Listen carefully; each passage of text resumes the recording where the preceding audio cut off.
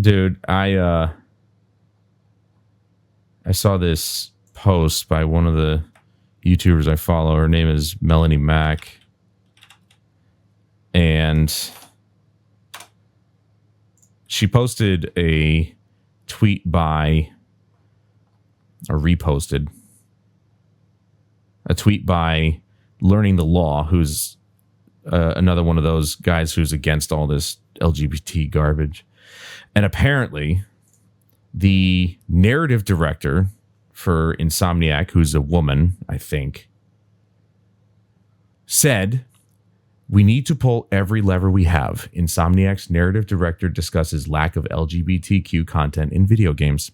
And my first thought was, what a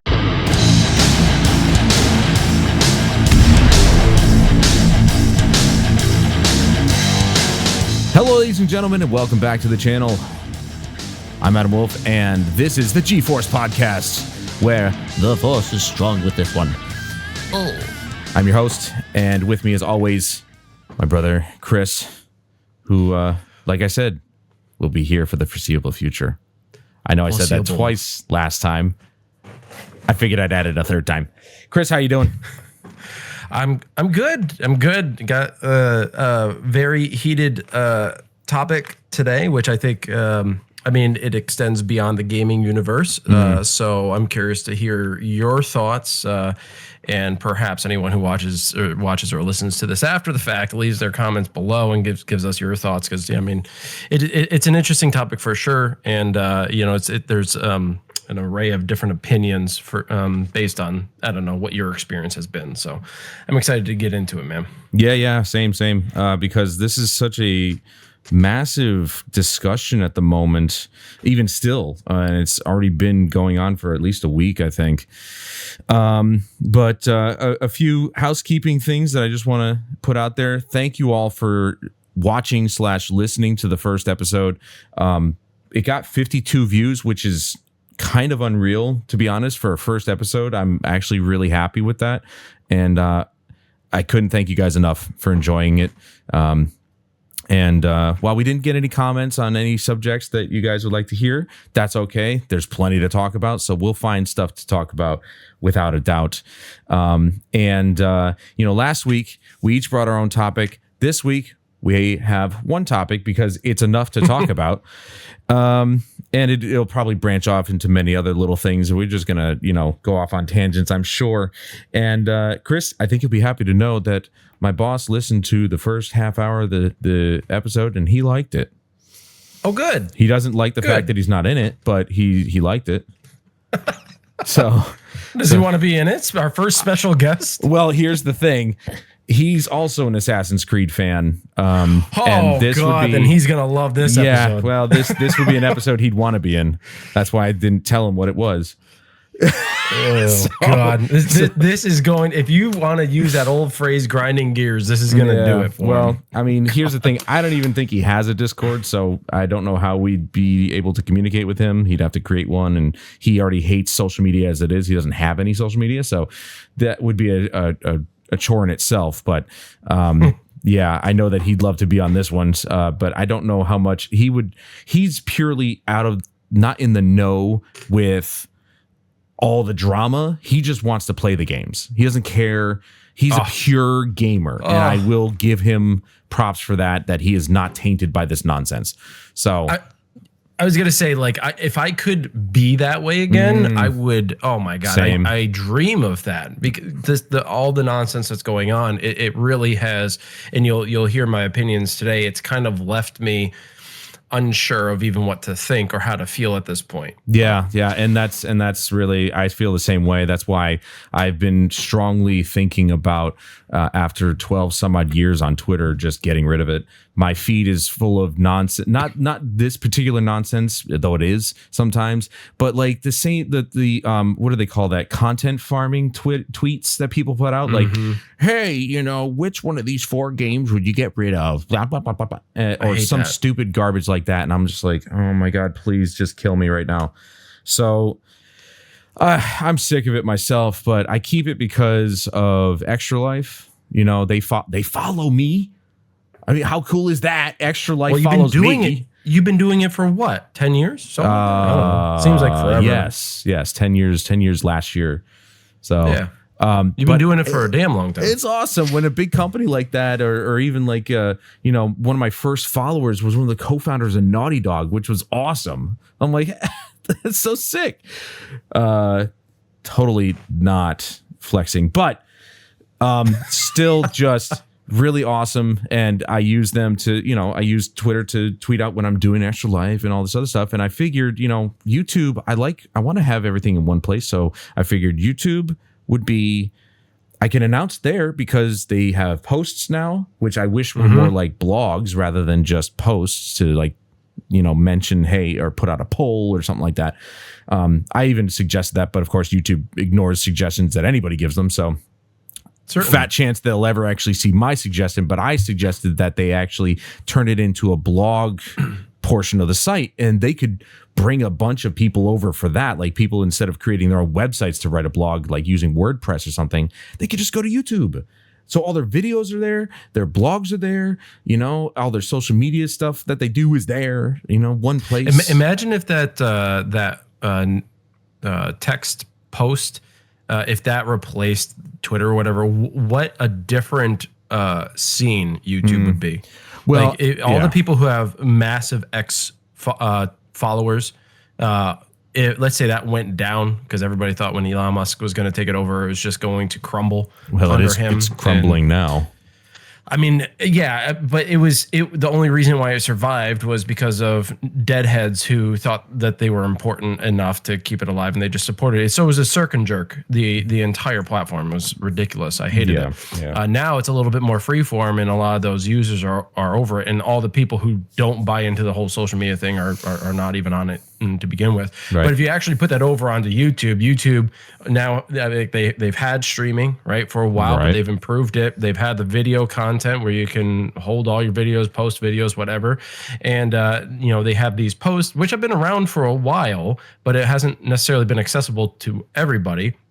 And they also have shorts. So they're taking all the best aspects of social media and compiling it into a single platform, which is a bit of a monopoly. Like if it were to ever like take hold and be the only source, but it's nice that you can kind of culminate all of your efforts into one platform rather than sparsing it out and disseminating it across multiple platforms. Cause that's one of the biggest things, one of the biggest reasons why like I hated social media, because you had to have an Instagram, you had to have a Twitter, you had to have a Discord, you had to have a Reddit, and you like if you're gonna post something, now you got to post it 100 different places. And I'm just like, man, this is just too much. That's what work. I hated. That's exactly what I hated. That's why I,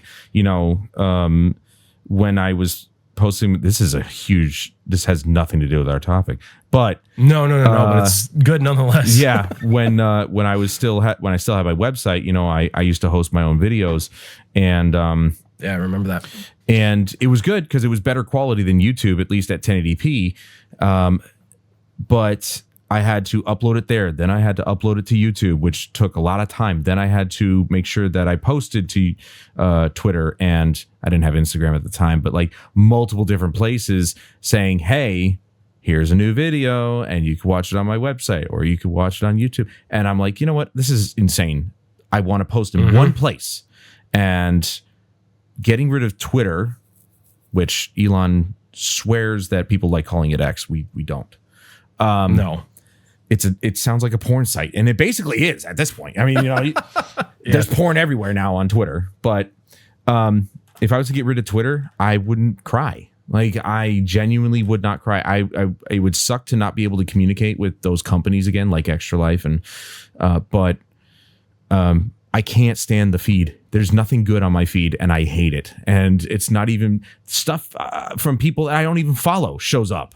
It's ridiculous. Like, stop showing up. I've been telling Twitter for the last, 2 weeks. When a post shows up, I click the three dots and I say, not interested. Yep. That post shows right back up the next day. What the hell? There's no there's no true filtering system, and I don't know if you've noticed, but I don't have a personal Twitter anymore. It's just the amateur hour commentary. And even that I don't really even use either as much anymore. The Wolf Craze, Facebook. Is still up there. It's still up there, but it's inactive.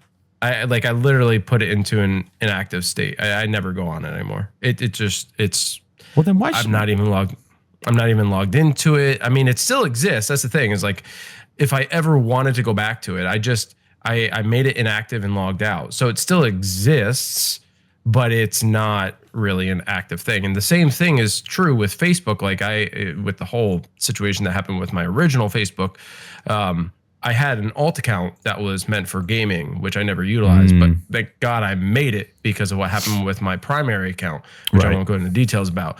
But I have pretty much no friends on my Facebook account, and I use it only to manage the Amateur Hour Commentary Facebook group chat group. Yeah, that's fine. That's it. That's fair enough. So like I've pretty much gotten off of, like, I don't scroll through Twitter. I sadly have a TikTok, man, but that was to help. Yeah. That was to help the Alvo team. That's one thing I'll never go on. I have it. Oh, dude, it's a cesspool. Yeah, aren't they all? You lose brain cells when you watch that thing. I mean, I'll admit there's some gems that come out of TikTok, but I only see them through either Instagram or my friends. But for the most part, yeah, I would never touch TikTok. I wouldn't have an Instagram if I didn't like taking screenshots so much. Now, granted, I could actually take those screenshots and post them on YouTube. There's nothing saying I can't do that. It's true. You can now. I can now. And will they garner enough likes and stuff like that? I mean, you know, is that really relevant? My stuff doesn't really garner likes on Instagram either. But, you know, I was like, it's, you know, I'm like, everybody's on Instagram, and that's where the picture thing, that's the picture that was the picture platform. So I was like, okay, you know, I like taking in-game screenshots, and so I'll put it up there. But now it's like I could do that stuff on YouTube as well. So I could literally consolidate all my stuff into YouTube. It's really not that hard. Everything could be on YouTube. And people are saying, don't put all your eggs in one basket. I'm like, you try running a website and all these social media accounts while doing all the content. You know how much of a pain in the ass that is? And it's a lot. That's why big streamers and content creators hire people. Yeah. They have teams. Well, and they had to do a lot of start this work for them. They had to start on their own. Obviously, they had to do it themselves before. But at the same time, it's like they didn't think to just not do that. Like, YouTube may not be around forever, but as of right now, it's here, and we might as well just use that because the website. But you know what? You know what though? Like, if YouTube's not around forever, it's not just your content that's gone, it's everybody's. So you're all kind of in the same boat. So it's like, I wouldn't feel bad. It's like, oh, if YouTube's gone, okay, well, now I don't have my daily TV, but no one does. So like, to me, it's like, I wouldn't feel so alone in that. You know, if it was just my account that was taken down and then like I was blocked from watching YouTube, that'd be a big problem, and I'd be very concerned.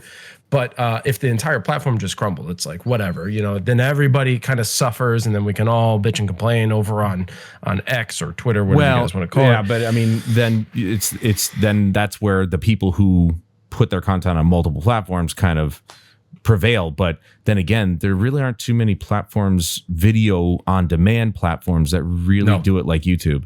And that's the sad part about it, is that as much as we hate YouTube, we kind of need it. And that's the way I've always looked at YouTube. YouTube is just a tool, and I'm going to use it. Love it or hate it. I can't stop using it because it's the one-stop shop for all your video needs. You can go to Vimeo if you want. You can go to Rumble if you want to. They don't have the footing. It's not the same. I mean, when YouTube came out, it was a gem. Revolutionary. It was ad-free. It was free. Yeah, everybody had access to it.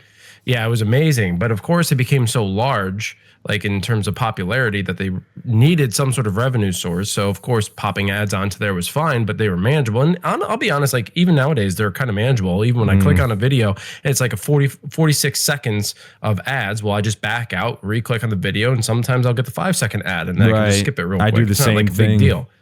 Yeah, it's like a little workaround, right? So like the ads aren't that bad. You can skip them. You don't have to stick through them. And you know, like it could be worse. It could be Netflix, or it could be something else where you don't have that content at all. They like source the content through, and it's like I wanted to watch, for some reason, I wanted to watch the new Hunger Games. Not that I'm like really invested in that story, but I was curious to know, like one of my interns. She was talking about it and saying how it was really good, and was talking about like the narrative aspect. And it's like, man, I can barely remember the first 3-4 movies or whatever. Yeah. And I wanted to go watch them, and guess what? You couldn't find them. And now they actually have it on there, but it's about to be pulled off. And I'm like, oh my God. Yeah. No, I mean, so for me, I'll just eventually, once I get some things in line, I'll just get up and get premium with YouTube TV, and that'll be it. And then maybe Netflix. But I mean, it's really, because the majority of the time I watch YouTube on either through Chromecast or one of my PlayStations, and I can't do ad blockers on those. So, you know, and I'd like to support the people I watch. So doing YouTube Premium would be a nice way to do that. But, you know, who knows how much of that money goes to them. Anyway, so after all that, hello, ladies and gentlemen. Welcome to the podcast. We're going to get on with it now. So, Chris. Yes, we are.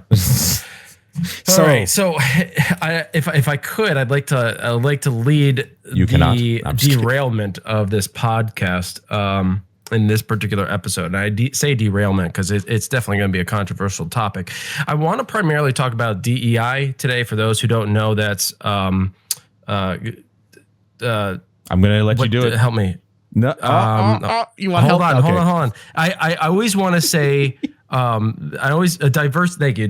For some reason, I keep thinking disintegration because I just want all this to go away. It's a subconscious thought. Yes.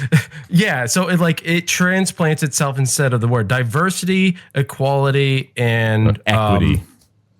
Equity, whatever. Diversity, equity, and then inclusion. Right. See, here's the thing. I don't know if equity is the right word anyway. I don't think they should. No. I don't think they're using that word correctly. I could be wrong. No, it's not. I mean, if they're talking about, so they might be talking about equal income.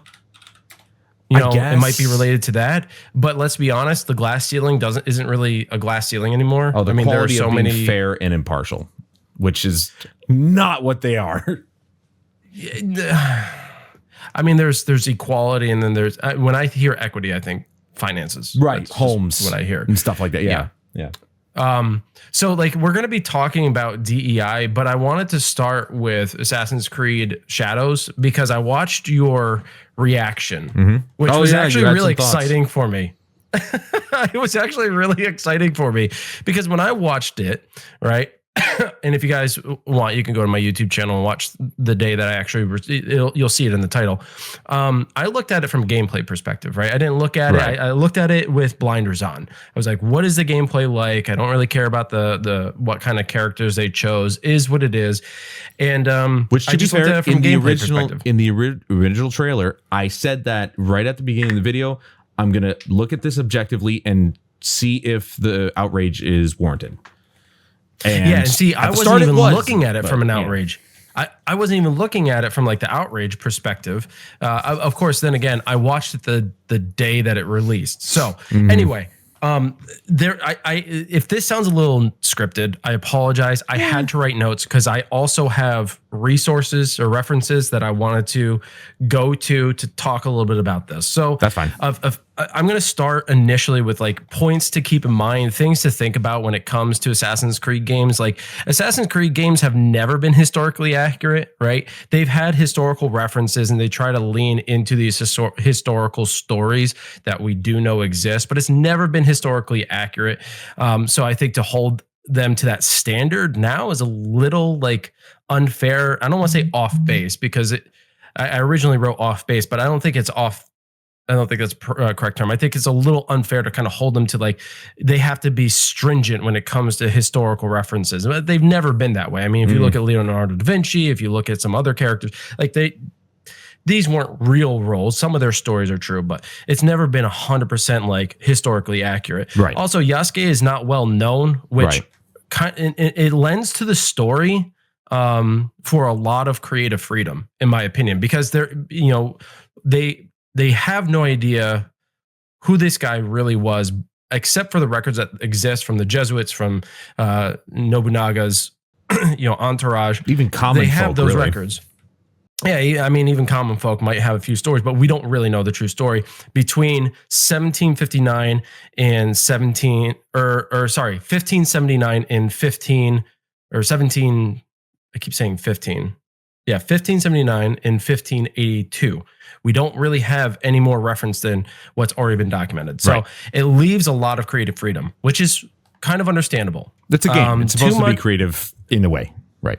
Right, exactly. There's too much criticism, in my opinion, of the trailers and their broad explanations. So, when they kind of give generalizations about their thoughts and opinions, like these types of trailers and like breakdowns, they're not super detailed breakdowns.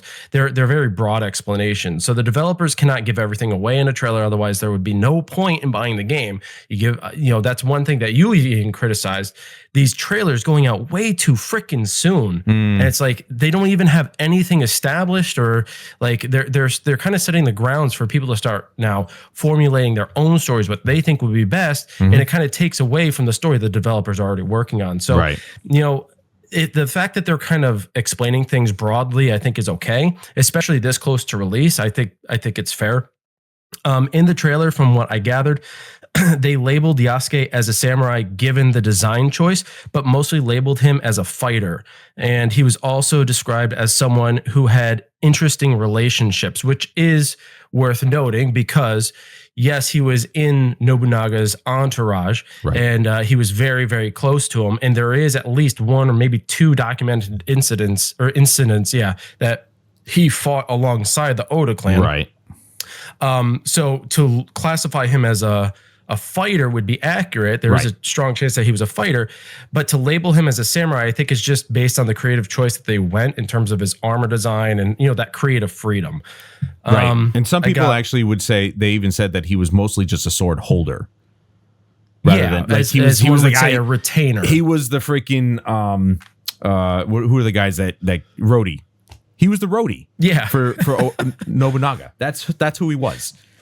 Now, yeah, and some of that will come into play when I talk about some of the actual historical references that are agreed upon by historians. There are two more points to keep in mind that I want to discuss. They state in the trailer that it gave them an opportunity to start weaving these facts with story in between, and we didn't know if his status is story or fact according to Ubisoft. So again, they're kind of speaking broadly, saying like we're weaving the facts in with the story. So like obviously not everything is going to be 100% accurate. This kind of goes back to the creative freedom point that I made earlier. Also, and then the last thing, they state and recognize his service in the following statement: to enter service for Oda Nobunaga. They actually stated that in the trailer, but they're also self-aware to imply their creative freedom by stating, so our Yasuke is very intelligent, thoughtful, and respectful of this culture. They actually said our Yasuke, which means they've obviously done something to change Yasuke's story to kind of fit the Assassin's Creed timeline, which, by the way, I don't know how I'm going to try not to swear as much. I don't know how they're going to do that. So, and those are some points to keep in mind. Like, that's how I kind of viewed the trailer initially, was like from those perspectives. There's going to be a lot of creative freedom because we don't know. But then there are let's see. Oh, no. Okay. I won't go off of that yet. So points that are agreed on historically. In other words, a lot of historians will agree on these facts.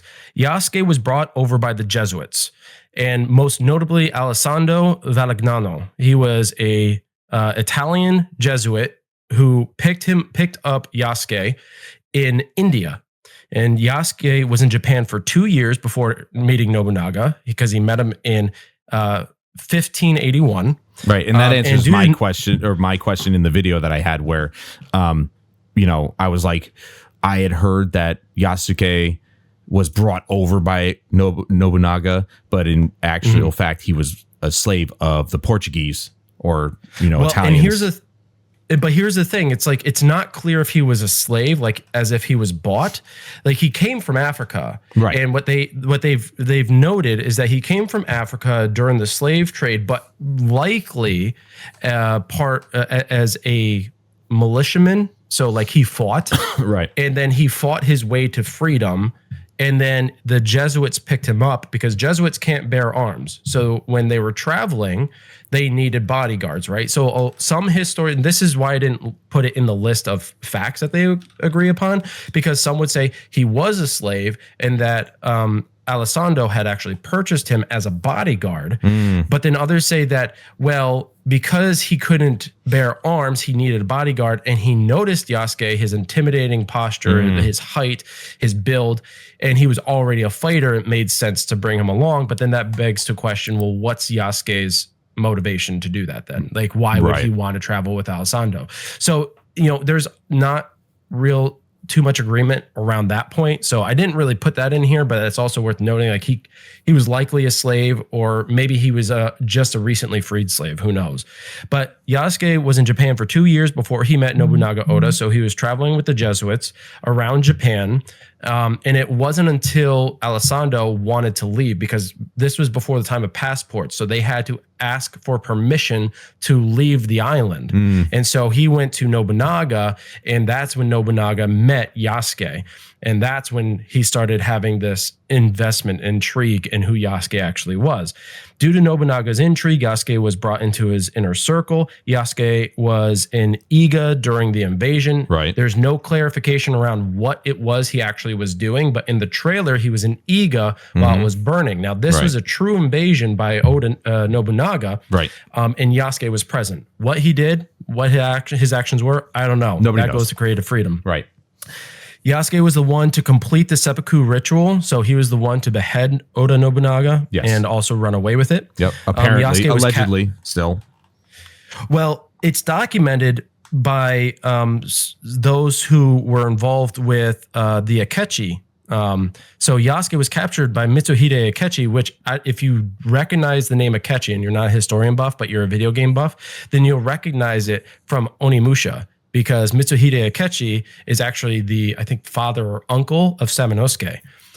So you see him in the very first game, I believe. Was it the first? No, you see him in the third game. Apologies, you see him in the third game. So Yasuke was captured by Mitsuhide Akechi, who was one of Oda Nobunaga's generals, who then later betrayed him, and only to later be released back to the Jesuits. And it was after that time when he was released that no one heard about him again. Right. He was never seen or heard from again. Yeah. Here and Rob, actually, our other brother Rob, he actually left a comment on my video that I think was a pretty good comment. He made a good point, and I'll read that in a second. But my biggest issue, and this has to go with what you mentioned in terms of like historical accuracy. They never ever said that they were trying to be historically accurate. They were trying to tell their story. My biggest issue is there were 3 things that they did where it basically was just a straight up, they admitted that they were making it up.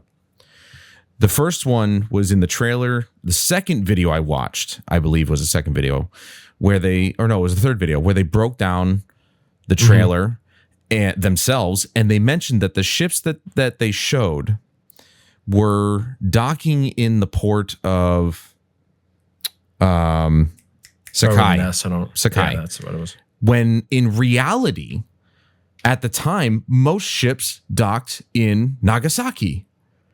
Correct. So they even said right then and there, for the purposes of the trailer, we put them in docking in Sakai. And I'm like, you literally just lied right there. You just said, we're making this up because we want it for the trailer. So for entertainment purposes. But is that really lying? I think that's being more forward and being like, hey, we know that they did port in Sakai. It just wasn't as often. It wasn't a primary trading port, but they would. So I think them being very forward with it and saying like, hey, we're going to be forthcoming about this. It didn't happen as regularly, right? But we're doing it here for narrative purposes, and that goes to the creative freedom. That's fine, okay. And I was like, it's silly how they just admitted that they made it up, but whatever. Yeah. The second one, when you brought it up. The second one was when I found out their quote unquote historian that they paired up with, that Japanese woman, I can't remember her name. Oh God. She apparently is not really that good of a historian. So no. And I'm like, then that's not really a credible source. But they said that they showed that they were working with this woman, an alleged historian. I say alleged because if she's that bad, she's not a historian. Yeah. But they said they were working with her. So in my mind, that tells me they want some historical accuracy in their game. Hence Yasuke, hence Nobunaga, hence the father of Naoe, who never had a daughter. He had a son. So why was it such a bad thing? If you wanted that historical figure in your game, why not make the male character in the game his son? You know, like, so I have an easy. opinion about that. I have a perspective about that. Okay, let me get the last point off. Yep, real quick. When you mentioned about how they said it's our Yasuke, apparently, and they said that this is an article and everything about this. They said that they weren't looking for a Japanese man; they were looking for their Japanese character, meaning sure. Hey, let's just crap all over the Japanese tradition and culture and pick a random single black dude from history that people almost know nothing about to be our main character. And I'm just like, what is this madness? Are you insane? You're literally just telling the Japanese people that their history of their people is not good enough because you want a black guy in your game somehow. Somehow they managed to do that in a Japanese game. I don't understand that. Yeah. Yeah, I've actually been reserving my opinion. So like I get all these notes out because I have 3 pages of like notepad notes. But yeah, I have some thoughts around that. Yeah, the thought on the historian, I believe, is where you want to. You said you had a thought. Well, there. so I have my thoughts around that. But you mentioned a historian, and I was curious to know the historical facts. So I sought out legitimate articles, and I have their references too. So if they're looking for actual historical relevance, you only have to do a few Google searches. I did this in a couple of hours that could corroborate and create some sort of accurate representation of the timeline. So with regards to Yasuke, there was a book written by Oda Gyusichi.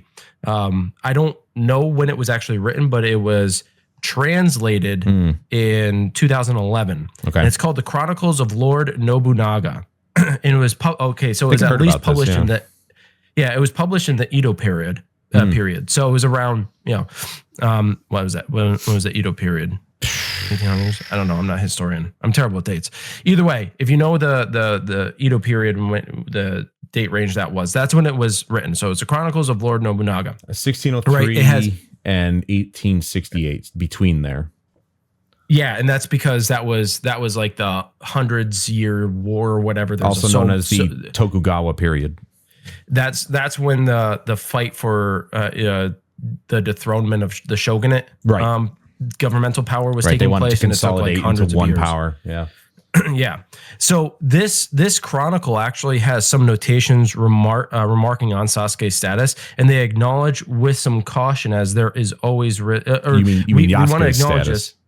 Yeah, Yasuke's status. We want to acknowledge some of this like with caution, as there's always like a risk of translation error. So like whatever we read, it might not accurately represent it, but some of the points that I made, the points to keep in mind regarding Yasuke, the Chronicles of Lord Nobunaga actually corroborates. So we know that the person who wrote this chronicle is a accurate, or at least a trustworthy historical reference piece. So some of those points are true. There's another book here called The African Samurai, the True Story of Yasuke, a legendary black warrior in feudal Japan, written by Thomas Locke. Now, I read this, not the book itself, but I read up on this, and he's trying to be objective, but I will state there is a bit of bias there, but there is some accuracy. He highly suggests, in other words, hypothesizes that Yasuke was sold as a slave in India. So that corroborates what we discussed before, where he later earned his freedom, probably through militaristic duties prior to meeting Valignano. Another theory is that he does recognize is that he was sold to Valignano, but he disagrees with this theory. So we know that there's some bias there, but we know that at least Yasuke was in India when he met Valignano, and that's when they traveled together. So there's corroboration there. We know where his origin is. Then there's a oh, by the way, he's also a professor. He was a professor and actually studied at Nihon University, which is a university in Japan. Mm-hmm. So he has like relevance in the Japanese culture. Right. I want to point that out. And then there's another website called japanguy.com, which is for anyone who's willing to, travel or whatever. You might want to reference this. In the 1500s, samurais were so this is an interesting point. Samurais were forced to live in castle towns and were the only ones allowed to own and carry swords. So to draw a correlation, Yasuke was actually given armor and a weapon by Oda Nobunaga, and he lived on Oda Nobunaga's estate. Right. Does this constitute samurai status based on that definition from the 1500s? No. If you look into it, if a samurai constituted the only ones able to carry and wield a weapon, and they had to live on a castle estate, then he checks those boxes. Well, true. Now, so in the 1500s, he might have met the requirements to be a samurai, but by standards that the Japanese culture has established, they would say he is not a samurai because he does not check the other boxes like fiefdom and some other requirements. Well, the other thing that I found out recently was that the word samurai wasn't even being used at the time that Yasuke existed. No. So he would have just been known as a sword holder or warrior. There was no such thing as the samurai. There was the shogunate. But samurai as a term was not a thing yet. Right. And Nobunaga was known to employ hundreds of warriors. Yeah. So could you argue that they're all samurai just because they're Japanese and wear Japanese armor?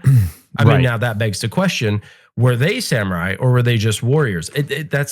I guess that's kind of like the argument I'm trying to make and have people keep an open mind. Like, to label him as a samurai by today's standards or the standards that have been held by the Japanese culture, like the Japanese have a right to determine whether or not he was a samurai based on their definition of it, right? So like I leave it to them to determine, but according to the 1500s definition of what a samurai would have been, he would have checked the boxes, at least based on what I've read. The problem that I have is that even the Japanese people can't really decide between themselves whether he was or wasn't. Like, if a lot of them, like, I guess you could say half of them say he was and half of them say he wasn't, based on modern definition of samurai, because he didn't own his own land, even though some people say he did. That's what a stipend is, but he wasn't awarded a fief, which is land. It's like, well, then he was and wasn't. I don't know what to think. So I'm like, he's kind of in the middle. For everybody to say, well, he wasn't a samurai, he was a retainer. Right. Well, let me be clear. Samurais, for their shogun, of whom they served, did the same duties that Yasuke did. They did manage the weapons and military under shogunate rule. That's a good point. So it's not any different. Just because he was Nobunaga was a daimyo or daimyo, I never pronounced that correctly. Daimyo.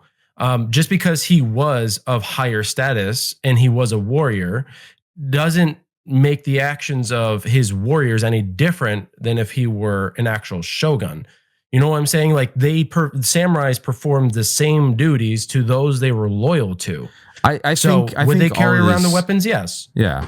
I think all of this is really just semantics at this point, because it's just people looking at what samurai has been portrayed as, very honorable, very Sure. warrior culture. That's what the Japanese hold in high standards, is the samurai, or they did, and especially now in these days with their history, they still do. They honor that status, and I think that's really what this mostly is all about. Is that Sure. people don't want just anyone to have that status, and for some random black dude to be given that status would be seen as heresy in their eyes, I suppose. But for me, it's there's no authenticity here, not in terms of the history, but in terms of Ubisoft in general. They're just doing this so they can check off a box that they somehow managed to get a black guy in a game where he doesn't belong. And it's just like, that's all it is, really. And that's why we're all pissed. It's not whether or not, you could make a game about Yasuke. That's fine. Just make his own game. Don't make it like, oh, he has to work with Naue, some Japanese chick, who somehow is the daughter of a Japanese warlord or whatever, and who never actually had a daughter. And it's the whole thing. That part just pisses me off. They're using historical figures, which they have in the past. Don't get me wrong, but they're trying to show that they did, quote unquote, did their homework using this alleged historian and talking about all this stuff, calling him a samurai when he was or he wasn't, and they're just trying to make it. They're trying to spin it as somewhat factual, and it's just like, that's the way I see it. If that's not their intent, then fine, but I just see it that way. And that's, I think, what pisses most people off, is that this man of very little notoriety is getting this status randomly from people who don't know any better. Right. Yeah. I agree with you. I'm actually, like, I initially I was kind of, I don't want to say disappointed, but I was excited to watch your reaction because I had countering arguments. But as the story has progressed, it's like, well, now I just don't know where I stand. And I'm not going to read like the last 3 points I have. I just want to let people know that there are other resources that are references that I have written down here that corroborated a lot of the other points. Natalie Doan, who's a historian for the University of Oxford, has corroborated a lot of points. The Britannica, if you go to britannica.com/biography/Yasuke, you will find there's a lot of talking points there. And Tokyo Weekender, which I believe is like a magazine or newspaper outlet or whatever in Japan, apparently they stated that it was reported that Yasuke was handed money by Oda Nobunaga during a banquet following their initial meeting. I haven't found any other evidence to suggest that there was some sort of monetary transaction there. But if that were true, I mean, that kind of like leans in the favor of him potentially being a samurai, because now he's employed by daimyo. So like those are the other three references. So I want to start this discussion with these factual points that historians do not argue, right? Right. A lot of it points to this clouded and very unknown territory around Yasuke. And notice how all the discussion is around Yasuke and not Naue. It's very telling. So my thoughts, I have my thoughts written here, but I'm just going to speak candidly at this point. I'm going to put these notes aside. Where I'm standing, like personally, I'm still getting the game because I told y'all before, not on this podcast, but on my own stream. Anyone who's a viewer, anyone who's a viewer of mine has already heard this. But if you're new and you don't know me, I am a simp when it comes to Assassin's Creed. I have all the games, I have all the books, almost all the books, because I don't have the Valhalla one yet. And I pretty much, I love the Assassin's Creed franchise. Has it gone down? Yes. Am I disappointed with a lot of the titles? Absolutely. But I will get them until they stop making them. That's just how I am. I don't know. Well, and that's where a lot of people are like, to that point, a lot of people are like literally saying that, oh, this game's going to fail because of all this. And a lot of other people are like, yeah, I don't think it's going to fail. They're saying pre-orders are really good right now. And it's not surprising because People, there's a lot of people that aren't like us that don't read the fine print and they just buy the games, just like Call of Duty. Right. They don't care about how little of an improvement the game is made. They're still going to buy it in one way or another. Yeah. It may not be big, but you know. And I'm going into this with the mentality of, I just want an Assassin's Creed game in Japan. Like, that's all we asked for. I'm playing Rise of the Ronin. Before that, I was playing Ghost of Tsushima, and I'm looking into getting Sekiro. I'm going back to Neo. Like, if you can't tell the theme here, I'm a Japanese samurai buff. Like, I love them. I even have my own katanas. One was bestowed upon me by my brothers, even during what Rob told me was my 19th birthday. I thought it was my 16th birthday. Your reverse blade? Yeah, I don't remember, dude. Don't ask I thought me. it was I honestly thought it was my 16th birthday. Rob said it was my 19th. Might have been 16th. I was like, I don't think it was my 19th. Dude. Did I pitch in for that? I genuinely don't remember. You did. You actually were the one who got on your knee and you ducked your head and you lifted it up to me because you guys were, and you guys played music behind it and everything. I don't remember that. You waited the whole thing. I was sitting in the kitchen and you're like, you guys are like, sit here. Hold on. We got to get your gift. I'm like, why are you having me sit? Is this like a big thing? And then you all played the music and the three of you were walking out. You were in the lead with this Sakamoto in hand. I'm like, what the hell? Such an awesome brother. I nearly shat myself. I was so excited. But like, first of all, I was like, this is corny as but I love it. I love it. You know, it was great. We had to present it. Yeah, I'm kind of like I'm leaning on the fence, right? Yeah. I'm buying the game. I'm going to play it. I go into it with the understanding that a lot of this is not going to be like, there's going to be a lot of falsities in the story. Where I started siding with the frustrated party is when the people from Japan were expressing their frustration. I'm like, okay, now the culture for which your game is themed upon is upset with what you've made. Yep. Okay, now I take offense because if they aren't excited for it, it's hard for me to be excited for it. Now, when it comes to the choice of picking Yasuke, I think it was a very risky choice because they have never once in Assassin's Creed history picked an actual person as a protagonist. And this is exactly why. This is exactly why they haven't done it. Right. Because there could be so much controversy. Now, why did they pick Yasuke? Because his history is shrouded in mystery. Yeah, and they can just make it up. And they could just make it up. Now, like, did they have to pick him? No. God, no. Absolutely not. Like you said, they made Naoe. Now, Naoe could have a brother who is historically the actual son of the most famous shinobi in all Japanese history. Could be, yeah. They could have done a whole Assassin's Creed Syndicate thing again, but in Japan. Right. And so, like, he might still exist. It's just the focus is on Naoe, a fake character. And why they made it a female shinobi. Well, we know why. In other words, a Kunoichi. You start reading between the lines as like, okay, a black guy shrouded in a mystery of which like this just seems so convenient for putting in this DEI stuff. Yep. And then you tie that with a female shinobi, which by the way, female shinobis did exist. They were known as kunoichi. Yep. And they were so, at times they were so much more effective than male shinobis because they would act as courtesans or geishas, whatever you want to call them, waitresses and all these other things. They would blend in and no one would be the wiser. Yeah. So they could easily sneak in. In fact, if you watch the movie or the show Shogun, you will actually see a scene where there's a female assassin who was actually part of that family, like not really part of the family, but has been a loyal servant to that family for such a long time, years, and only to find out that she was actually an assassin. Yeah, to kill. And I actually tried to start watching that show on that website that I used to watch all my shows. There's no subtitles on it, so I'm like, I can't understand what they're saying now. I have no idea. God. I really wish I learned Japanese.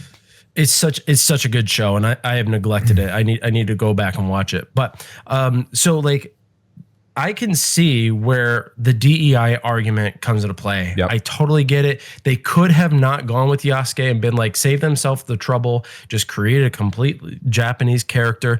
But then I also look at from their perspective. Is it DEI? Maybe, sure. I'm not in the development field. I don't know this. I don't know what's going on at Ubisoft. I don't know why they make the choices that they do.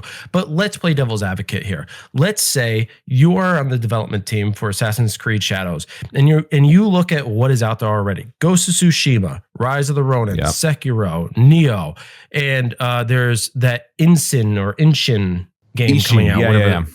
Right? You have all these samurai games. How are you going to stand out? They just fucking did it. Okay. All right. You see what I'm saying? Yeah. They need to stand out. And this isn't the first time they've had a dual protagonist. They had it in Syndicate, as you had mentioned. Yeah. They've done it before. And even though Syndicate didn't really get, the greatest following, even though it was a fantastic game. I loved it. Yeah, I did too. Especially Jack the Ripper episode. Did you ever play that? No, I never played that one. I didn't play any of the DLC, no. Oh, it's so good. The Jack Ripper episode was fantastic. So they've done this before, and they made good points that they can't put a shinobi life and a samurai life into the same character, even though some samurai did act on part of a shinobi. Right. Because they were well-versed fighters in all different types of martial arts. Yep. It was very difficult to tell a good story, right, with just a single protagonist, maybe, because they're two different worlds. All right. So if I'm playing devil's advocate and I look from the developer side of things, they need to stand out. Sure, if you look at it from that perspective, this kind of makes sense. So I'm kind of leaning like, I understand why. I kind of understand why they might have done it if you exclude the DEI, but I understand also from the complainer side of things why they're so mad about it and why it's like very frustrating, because of all the franchises that is going to make a Japanese-based samurai game, Ubisoft would sell, and they pick a relatively no-name black person where there's a lot of controversy over. And it's so bad that people have been abusing Wikipedia, which, by the way, if you ever use Wikipedia as a primary source, you're stupid. I'm sorry if that offends you, but Wikipedia has never been a reliable source. It has always been a public, accessible forum of which information could be rewritten. And we saw it happen live with this controversy. Yeah, and it's still probably going on. I mean, there's a lot of notes being added to that page alone. But in general, Wikipedia can be a good source of information if it's curated correctly, which for the most part it has been. But this controversy has kind of just made it spiral out of control. Now, you made a point earlier that, Britannica you had some sources from there and stuff. I looked up, all the information I could find, at least in the relatively short time that I did before I made that video about Yasuke. Was he really a samurai? Yada, yada, yada. And if you Google, was Yasuke a samurai? The first thing at the top was Britannica saying Yasuke was a black samurai in the first line. And I'm like, that right there is not a good source. Because they just outright named him a black samurai when in reality, nobody knows. So when you go, and this is why I said you got to be careful with Wikipedia and using it as a primary source, because the information is good is when it's referenced. You have to look at the biography. Right, but if this is from the Britannica website. Not Wikipedia. Certainly. Well, certainly, and that's what I'm saying. It's like, even when I drew upon the references in Britannica, I drew upon the ones that actually had attached references. And if I go back to my notes here, which you can hear me fluffling my papers, nice and loud, like I state here nothing regarding his status as samurai. Under Britannica, I wrote 2 bullet points. Oda accepted him into his service, and they dined together, emphasizing their closeness. So those 2 points had corroborated evidence through other resources. So when you do your research, which if anyone who knows, part of what I did for my academics was a lot of research. You have to check your references. You have to go and see if it's reliable. If it's not reliable, if it seems like it's opinion and there's no reference attached to it, then throw that away. Ignore it. Here I am saying like there's a lot of evidence to suggest that he was a samurai and that maybe at the time he was considered it, but by today's standards he's not. I'm not claiming him to be a samurai. I don't know who the fuck he was. He was a dude who was hanging out with Lord Nobunaga Oda, and he saw a lot of shit, and then he had to kill the guy by chopping off his head. He was arrested by Mitsuhide and then released back to the Jesuits, and now no one knows. So now his relevance in history is gone beyond that of Nobunaga Oda. So like I don't know who this guy is. Can you say his name in either way? Oda Nobunaga is technically So Oda is his family name, which is why, like, when you read Japanese names the way they're supposed to be written, like Mitsuhide Akechi would actually be written Akechi Mitsuhide. Okay. Because it's the family name first, whereas in America and most other, a lot of other countries, our was it a surname? Is that our last name? That would be last, right? Yeah. So that would be last. So our first name is first, obviously, and then the last name last. Whereas in Japanese culture, it's backwards, or backwards to us, but it's that's how they write it. So Nobunaga was actually his name. Oda was his clan. So there's that. Now you had mentioned. I'm not siding with either. Okay. Now you had mentioned that you found that he served Nobunaga during the Edo period, right? Or I believe that's what it was. I mean, it was like right before the actual like downfall of the shogunates, because it was 1579 to 1582 is when all the documented evidence was present. Okay. Well, apparently, that would be so the Edo period or the Tokugawa period was 1603 to 1868. Right. It was like right after. Okay. Yep. And that's allegedly when you found out that, that he served. Well, now this is where Britannica loses again, because not only did they say outright that he was a black samurai, but he served under Nobunaga during the Sengoku period, which was before the Edo period. Yes. So how did he serve him in the Sengoku period if he was serving him in the Edo period? But he wasn't serving him in the Edo period. It was before the Edo period. Now, Nobunaga Oda was the first of the three significant figures to start changing the great unifier, the landscape. Yeah, the landscape of the government that ran Japan. Right. So the only reason why he's vilified in many games is because he was aggressive. Oh, he was a monster. Well, monster in I guess monster in what regard? Because you have a lot of historians who say, he wasn't the only one who engaged in these practices. In fact, a lot of daimyos and a lot of warlords, samurai warlords, would do the same thing. But at the same time, Nobunaga Oda was also an educator. He was a teacher. He would actually give people money so that their villages could thrive and stuff like that. But he did state, if I have to kill people to unify this country, I will. Well, a lot of what I've learned from about this period in time, actually, when the great unifiers were trying to unify Japan, was the Netflix documentary Age of Samurai: Battle for Japan. If you haven't seen it, I highly recommend it. I haven't. It's really good. Down.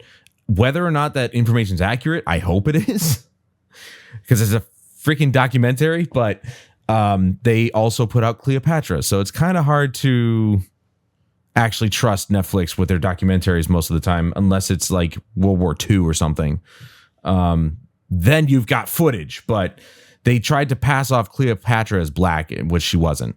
And whether or not the age of that documentary for the Age of the Samurai was actually accurate enough, I'd like to believe so. It seemed accurate enough, but you can watch it and see for yourself. It's excellent either way. It's really good.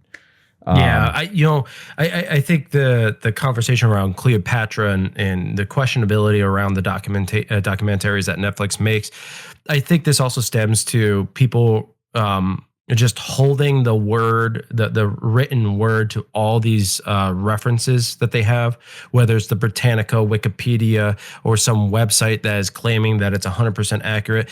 If you ever read anything, read everything, even if it's within your opinion base. If it's within your opinion, still read it with skepticism. Because it's history. We don't have, like, even the Bible, and this is going to piss people off. Like, I'm not a religious person, for anyone who doesn't know, but I respect religion. I appreciate people who have something that they believe in. But the truth is, the Bible was written by a bunch of people who loved a guy. And if you've ever read any book nowadays, there's colorful language, metaphor, simile. These things could have been used back in the day to exaggerate Jesus Christ or whomever they were talking about. Or they all could have just been high out of their minds. Water. Or they could have been high out of their minds. I like to believe that Jesus was a pothead. You know, I mean, that's the thing, though. You know, and that's the thought that always ran through my mind. Is like, what if the Bible was just written by a bunch of people who were high the whole time? I mean, you never know. Scooby-Doo was. Yeah, right. You mean Shaggy was? No, the entire show, Scooby-Doo, was founded on people high on LSD. Oh. That's what I've heard. Oh, okay. That's what I've heard. I thought you were talking about the characters in okay, yeah, no, that's funny. Oh yeah, no, he's definitely 100% high all the time. They were eating sandwiches during the show, sure. Yeah. So, but I guess that's the point I'm trying to make is like, even if it aligns with your thoughts and in the way you think perceive the world, always read whatever you do with a degree of skepticism, because they are written by someone else other than you. And you weren't present during a lot of these things, so you don't know what is true. Right. You are basing any thought of what's written or spoken to you, you're taking that in as someone else's perspective. So never believe everything you hear. Certainly not. But if you have a lot of references, like what I did here, I was it 1, 2, 3, 4, 5. I have 6 different references of which I went to those websites or I read about that person to determine what aligned, where was the agreement amongst all of these, and then that's where you pull truth from. Because if enough references state the same thing, then there's got to be some truth to it, in my opinion. It's not a confirmation bias either. It's just literally, if you have enough, it's like in my field of study, you do experiments multiple times over and over and over again to see if you can draw the same conclusion. And if you can draw enough of the same conclusion, then you can argue that this theory has a lot of strength. It's supported because there's enough evidence to support that this is potentially true. You do the same thing with research with this. Now, where does this take us in the DEI thing? We've talked a little bit about it, but one of the more recent arguments that is being made is based off of, I think, what was written in some article, whether it was Kotaku, IGN, I don't know, one of those terrible sources.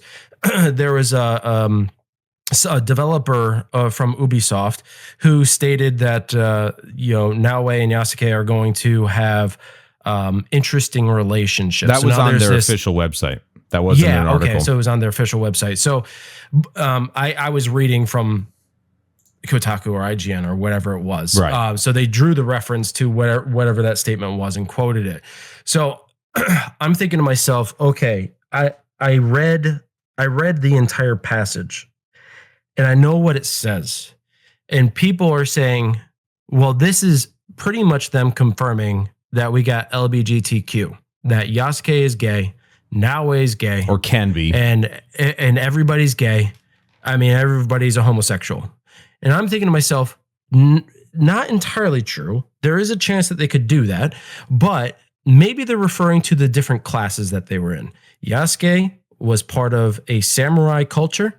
Naoe was part of a shinobi culture, and Yasuke was very friendly with Nobunaga, whereas Naoe is like, he fucked up my village. So of course they're going to have different relationships. Of course they're going to have unique interactions with people because of the people that they hung out with. Naoe is going to have very strong opinions against samurai warriors, and Yasuke, I mean, based off the trailer, he seems like a genuinely nice guy who it probably might find the good in just about anyone. So I read that and I heard it because I also watched videos referencing this, and people are up in arms saying now everybody's a homosexual, everybody's gay. Everybody's gay. You got a black guy, you got a woman shinobi. There's DEI all over it. And I'm thinking to myself, I'm going to try to be skeptical here and hope that they're talking about their social class. Well, and say that that's the difference. Here's the problem that I think a lot of people had, that I certainly had, was the one line in the article that, it was more of like just describing what the game was going to be about, was that it said something about romantic relationships as well can be anything. And it's like, why in 16 or 1580 would being gay, I'm not saying like the Greeks had gay people, but the problem is that they didn't call it that. They were they just had fluid relationships. They were just really sexual. That's all it was. It wasn't gay or straight. They just loved who they loved. So God, what a time that was, huh? They just didn't have words for that. Now we do. And so we equate men loving each other during the Greek period as gay. But that's modern language. That's not back then. They didn't have any. So who's to say that in Japan they had that? Maybe they did have gay people, but they weren't very prominent. I can guarantee you that, because Japan, even today, is one of the most traditionally valued countries in the world. They love their traditional values. And so gay, while it's more accepted these days, it wouldn't have been as common back then. So why are you giving players the choice? Why do relationships have to be in, like romantic relationships, have to be in the game in the first place? Not every game needs this. It's not required. And so it's just Ubisoft's attempt, as they have been since the new trilogy, I say the new trilogy, really, it only started with Odyssey. Let's be honest. Origins was a straight shooter. I loved it. Origins. It was great. But it's the direction that they're trying to go now, right? Make a game as free to explore as possible, whether it's wandering the world, the choices you make, even though the RPG narrative aspects are shit, right? They have your choice in what you say holds no value in the general game. It does nothing. Yeah. You can pick whatever you want. They're going to tell the story that they still want to tell, but they're moving in the direction of giving freedom of choice, right? Do I care? No, because I'm always going to go the heterosexual route. So I don't care about the homosexual route. Like I just don't care about it. Like if you want to have it in there for people who want to experience a gay samurai, then whatever, have it. But let's not put emphasis on it. And I don't think that that's necessarily what they're doing. I think they're just trying to express that there is a freedom of choice here. But I am still leaning in part on side of this, the concern. I'm leaning into the concern party of where are they going with this? Because this is where I wanted to use this as a segue into the greater concern of DEI in entertainment. I mean, we see it. We even see it in Kill the Justice League, right? Yeah. Trash game. Yeah. Absolutely trash game. It's a terrible game. We're seeing it in Marvel movies. We're seeing it in Disney movies. We're seeing it all over the place where people are literally getting replaced because people, I guess, I don't know, other cultures want more representation. Then create a whole nother fucking movie, please. Because the most direct correlation, or sorry, not correlation, the most direct example that I could provide that is very, very clear and caused a lot of controversy was the Little Mermaid live action remake. Yes. Where Ariel, by the way, when Little Mermaid came out, there was no ginger representation until she came out. Yep. And she was a pale 16-year-old redhead who found love in an Englishman. And that was the story. So to take, even all of her sisters were white, right? That was just how it was kind of represented. Right. And then you go to a live action movie, all of her sisters are of a different culture. They all look different. They have different skin tones. They have different hair colors, whatever. Yeah, like, Triton just decided that he wanted to adopt a bunch of kids. Yeah, that's what it seemed like. He's the male version of Angelina Jolie or Madonna. And he was a pitiful father in the live action version. Go You figure. remember in the original cartoon how he's like yelling at Ariel? Yeah. Like, oh, he had that baritone voice and he's like, I will not have to, and he just blows her shit up. If you watch live action version of that movie, he is pitiful. He is not a father. That's the point, because men are made to look pitiful. Like, that's the point. They make men look weak because that's what's accepted. And that's the frustrating part. Is like, why would you like if you want diversity? Guess what? There is a character in the Disney universe. I haven't watched the movie, but I know it exists. Princess and the Frog. I was just gonna say that. That's the first movie that came into my head when you said something about it. And let's look at other cultures. It was a great movie. Look at Mulan. Mulan. That's Chinese, right? Talk about a live action that just completely crapped all over a culture. Yeah, and that's because they change. I didn't watch it, but they changed a few things. Bad things about it. And then you also have Pocahontas, who's Native American. Yeah, right. You have representation. My personal throughout. favorite princess. Yeah. Curious as to why, sir? Because she's Indian. So like there's cultural representation. Excuse me, Native American. Oh, but they have this need to destroy white. Whiteism of like everything, like everything that is white, they have to steal. And I'm literally saying steal because that's what it feels like. Yeah. No matter where you go, it's thrown in your face. You ever see you might not have seen this because you haven't had a lady friend to force you to watch this, but you ever see Mean Girls with Lindsay Lohan? No. Have you ever seen that movie? But apparently it's good. I have no idea.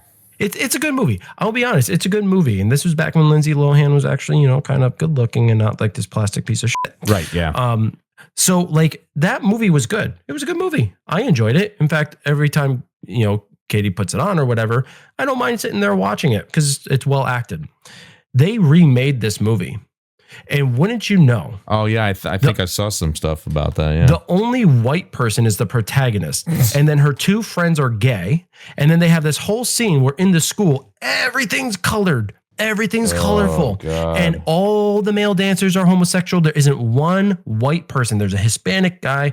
There's probably an Indian person. There's everybody is of a different culture except white. And you know who the main protagonists and antagonists are? They're both white. Yeah, that's it. Go figure. That's the only representation. And then white people bad.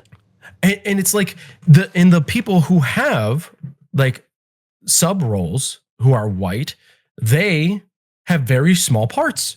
Yeah. So like, it's literally destroying, the culture. Or I don't want to say culture because it's not really a culture. They're just destroying media. Everything's being destroyed because they think that white has this power over entertainment, and it doesn't. Look at BET is a black entertainment television studio.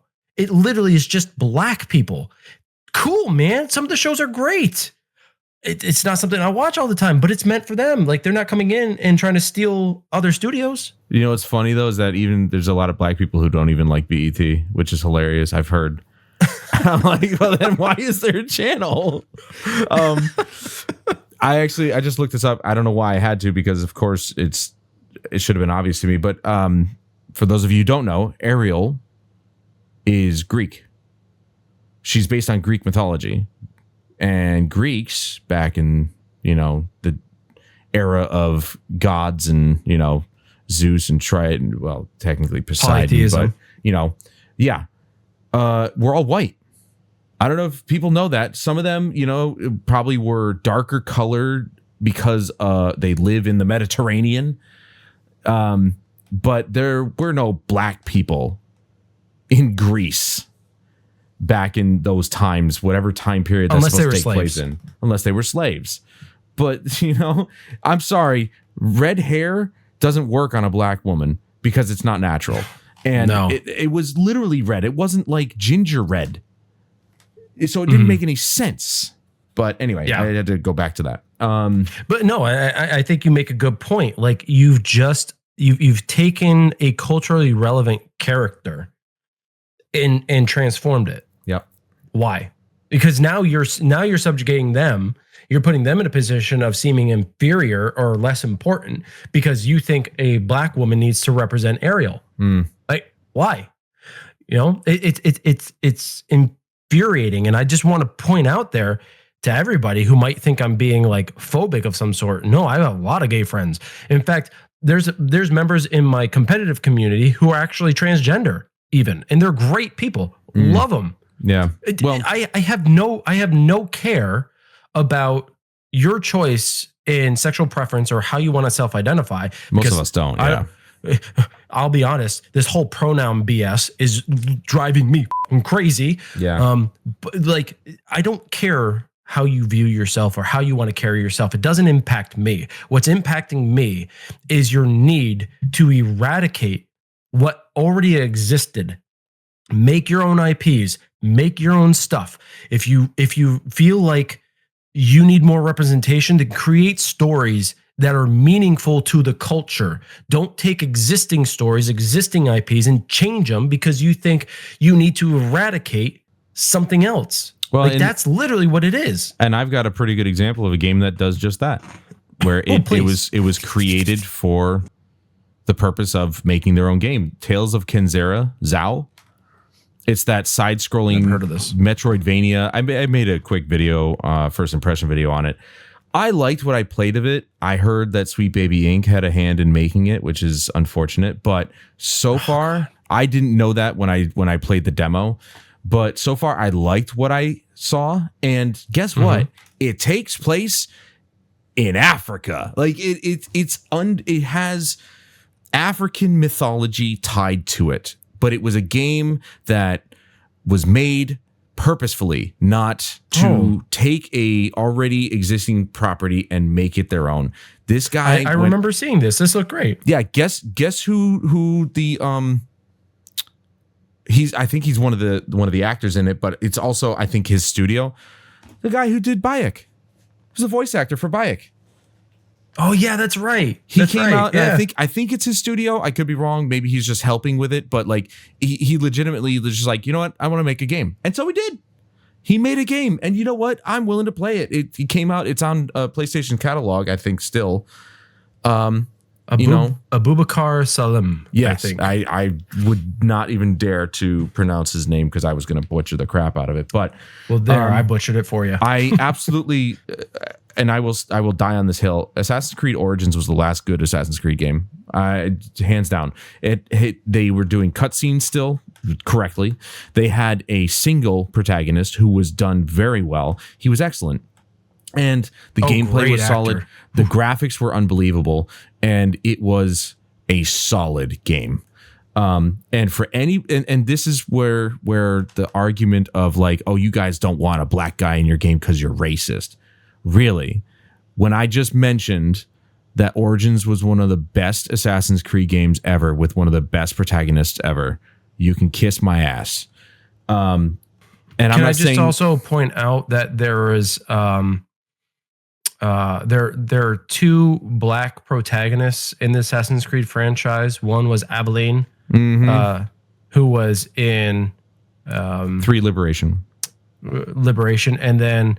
Why am I forgetting his name? Freedom Cry, Black Flag, Freedom Cry. Yes, I'm blanking on his name. It's Edward's second in command. Yeah, his first mate. I'm looking it up now because it's pissing me off that I can't remember his name. Adewale. Yes. That's who I didn't even see the name. It just popped in my head. Yeah, Adewale, and he even showed up later in Rogue. When he was older, and that's actually when he died, was in Rogue. Yes. Spoiler alerts. Oh, and they had Connor's mentor. Yep, Roten Haketong. And he wasn't playable, but they've had plenty of black people who have been phenomenal parts in the Assassin's Creed games. So to call anybody racist for not wanting a black guy where he doesn't belong is absurd. It's ignorance. Yeah, it's ignorance. They think we're the ignorant ones, but yet they're showing their colors. No pun intended. But Tales of Kenzera, while I've heard that Sweet Baby Inc. had a hand in making it, I liked what I played of the demo. The acting was good. The gameplay was good. And it was made purposefully in the mythology of Africa, because I'm not familiar with African mythology and stories and stuff. And it genuinely was very interesting to me. So, and it looked good. And I what I played of it was fantastic. So, that's one, if Sweet Baby had a hand in that, that's one game at least I will say I think you should play it. Not you in particular, Chris, but just you people in general should definitely give it a try. The demo's out, so give it a try, see if you like it. But that's a true game where it makes sense. And all those other characters we just listed off, I guess Bayek wasn't technically a black guy. I mean, he was Egyptian. He was Egyptian, though. But that's close enough. Like, that's Africa. That's right there. He's darker, too. He's very his skin dark. tone is darker. Yeah, he's very dark. So, I mean, but he's African. And he was excellent. I loved that game. I just hate the argument. Yeah, I just hate the argument that there's no representation. And can I just point out that there's so much representation, it's not even funny. It's being and I don't want to get into politics necessarily, because we'll do that in another episode. Yeah, I'm not like super intelligent when it comes to politics. Like, I have a general idea and I can talk about it, but I just want to say, like, it is starting to invade in political. It's starting to insert itself into political decision making, which I think is very catastrophic. Like, we need to be careful, like, how far this DEI stuff goes when they say that there's a lack of representation, because it's entered the media mainstream. It is literally changing our culture from the media side of things. It's changing things that existed well before this. To claim that there isn't representation, it's like, no, there's plenty of representation. There is. And if you think that there needs to be more, then like we just said, create a movie, create a game, create a book, create whatever media source you want with the intention of educating people or showing people the side of whatever it is you want to show, because that's all that media's ever done. That's what that's why I'm a huge documentary buff. I love watching documentaries because that's where you learn. And I think I tweeted this out amongst this whole controversy with Assassin's Creed Shadows. I had said, paraphrasing of course, but I had said something along the lines of, doing this, inserting black people into parts where they don't belong, or in the case of Little Mermaid, giving a race swap to a part that already had an existing character, basically is saying that black people aren't good enough to make up their own stories. That's the way I'm looking at it, and I'm sure I'm not alone there, but that should be insulting to most black people. To say, here's a little leg up for you because you deserve it for no other reason other than the color of your skin. And I think I added in Martin Luther King Jr. would be rolling in his grave. I am glad he did not live to see what is happening, because he would be ashamed of what's going on. And it's mostly just white people. All right, let's be honest. It's white people doing all this shit. That's the worst part about it. It's white people telling black people they're not good enough to do their own thing, so they give them our stuff. It's funny you bring that up, because Ubisoft, going back to Ubisoft real quick, there is a picture posted, and I don't know if you've seen it, but it was supposed to be a representative picture of the development team for Assassin's Creed Shadows. Oh yeah, I saw it. Yeah, I tweeted about that. And Ubisoft prides themselves on being a diverse culture, right? They have representation from all over the world. The developers, if this is true, I don't know because I haven't looked up the reference source. But if it's true, it's ridiculous. There is a picture that is floating around the internet of of the development team for Assassin's Creed Shadows, and it literally is all white women.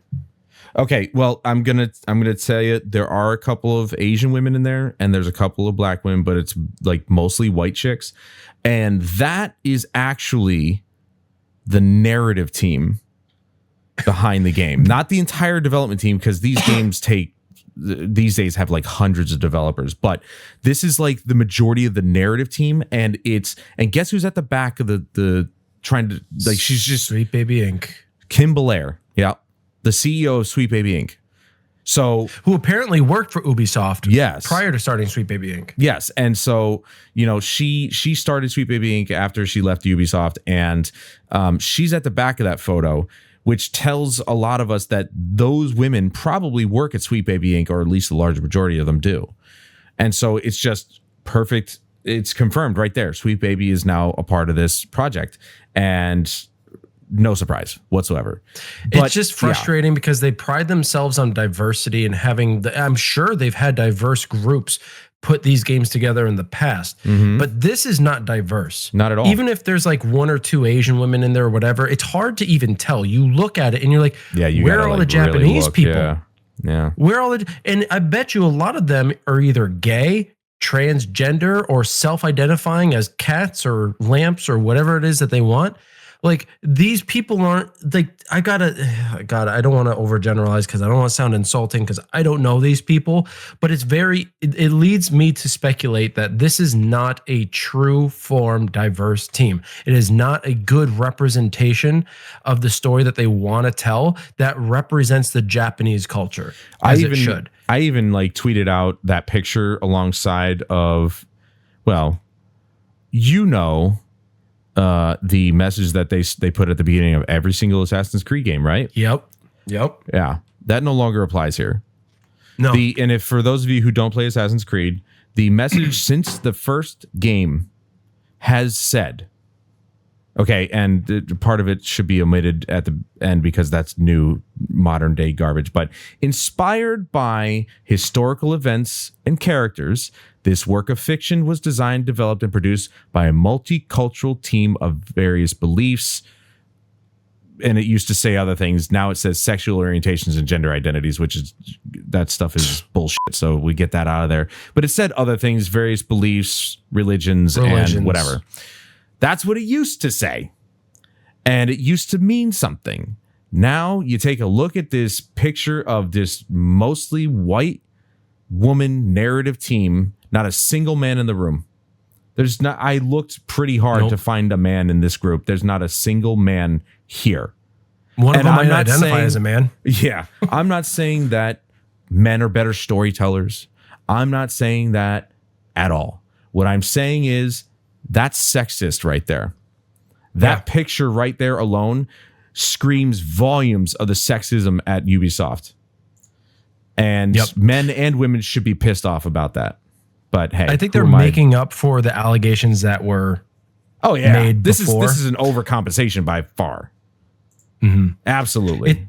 It's just very hypocritical, and they are doing exactly what they are claiming is being done to them, right? They say there's not enough representation. Well, now you've completely ignored an entire portion of representation. Yes. In fact, major portions. You don't have any Japanese people in there, from what I can tell. You don't have colored people in there, and I mean color of like light brown to dark brown. You don't have different religions in there, from what I can tell. Like you don't see anyone from the Middle East in there. You don't have men in there at all. That's an Asian woman there, maybe. She kind of looks. See, you can't even tell, can you? Like, it's really. I looked at the picture and I was like, I see nothing but a whitewashed woman fest. That's it. And I've got nothing against female teams. I don't. No, I genuinely don't. Oh my God. But don't claim. The one woman I actually see that is Asian is like being covered up almost by the really tall black chick on the left side. Could you stand up there a little bit? We can't. She's literally poking her head out on the side. Dude, that's depressing, dude. It's so sad. Oh my God. I feel so bad for her. She's so short. It's just so hypocritical. Like, don't make claim that you're a diverse team and you're not a diverse team. You have completely lost your sense. You're overly progressive and liberal. It's disgusting. It's ruining your image. And if this game does well, I will honestly be surprised. I am buying it. I am not buying the $100 one. I'm not buying the excessive cost of the other packages, right? I'm not going to do that. Do not buy the 100th. You know, and that's the worst part I found out in Japan. The $100 version, the $110 version is the most popular pre-ordered. They had a list. It was number 4. And the 5th most popular pre-order was the standard version. Why are you pre-ordering? First, why are you pre-ordering? And secondly, why are you pre-ordering one of the most expensive versions? And, I thought about this. I wanted to put it out there when I saw that, they had these three options, and then you have Ubisoft Connect Plus or whatever the hell it is. Mm-hmm. How about this, people? Don't pre-order. Wait till the game comes out, pay $18 for 1 month, play the game through, then cancel your subscription. There, you only spend $18 on the game. Simple. Yeah. Fair enough. It's smart. Think smart, people. This is why I say speak with your wallet. I'll tell you why they bought the $110 one is because you get to play it on time. I never understood any of that. They say you get to play it 3 days early. No, that's you get the to real play it on release time, day, and everybody else gets to play it late. That's really what it is. Yeah. That's why they're buying the $110 one. Yeah, which is just so stupid. Who cares if you get to play 3 days early? Ooh, good, I guess. I mean, I'm pre-ordering. And I even mentioned this. I'm pre-ordering Final Fantasy XIV Dawn Trail, the next expansion. Why? God, because put so much time. I'm getting the digital. I mean, the regular version's $40. The digital deluxe edition is $60. $60. A full price game, because guess what? It is a full price game. And I mentioned this in today's Skyrim episode.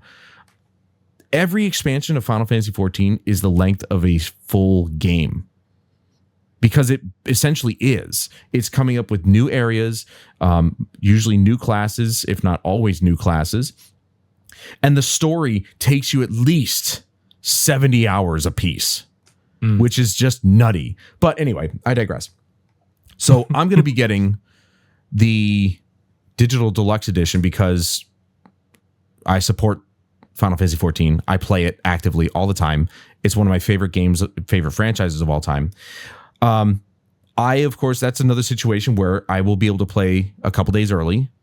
But it worked out for me because the day that it comes out early, quote unquote, is on a Friday, which is lining up with my show. So it's like, works out perfectly. Otherwise, it comes out in like July 3rd or something like that, a couple days later. But it comes out for me when I pre-order it June 28th, which is a Friday, which is when I do Final Fantasy XIV Fridays. So it works out as a content creator. It works out in my favor.